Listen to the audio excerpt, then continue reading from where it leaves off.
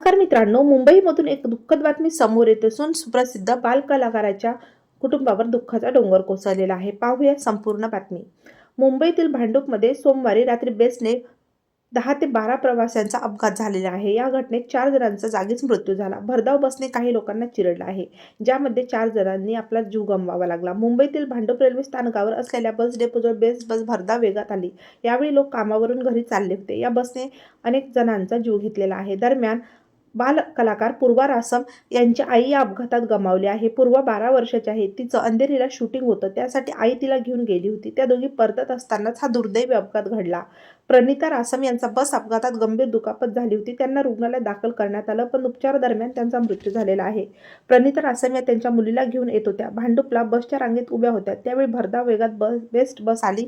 या बसखाली प्रणिता रासमही सापडल्या. प्रणिता यांना पाहून त्यांच्या लेकीचं काळीज गलबललं. ती देखील आईला वाचवण्यासाठी धावली. जखमींना तातडीने रुग्णालयात दाखल करण्यात आलं, पण प्रणिता रासम यांचा उपचाराच्या दरम्यान मृत्यू झाला. जी घटना घडली त्यानंतर नागरिकांकडून प्रचंड संताप व्यक्त करण्यात आला होता.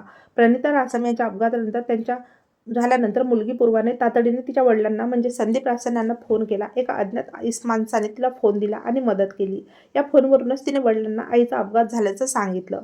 संदीप यांना ही बातमी कळताच त्यांनी तातडीने रुग्णालय गाठलं. दरम्यान उपचार सुरू असताना बालकलाकार पूर्वा रासम यांच्या आईचं निधन झालेलं आहे. तेव्हा मित्रांनो, आपल्या तारांगण या यूट्यूब चॅनल अभिनेत्री पूर्वा रासम यांच्या आईला भावपूर्ण श्रद्धांजली.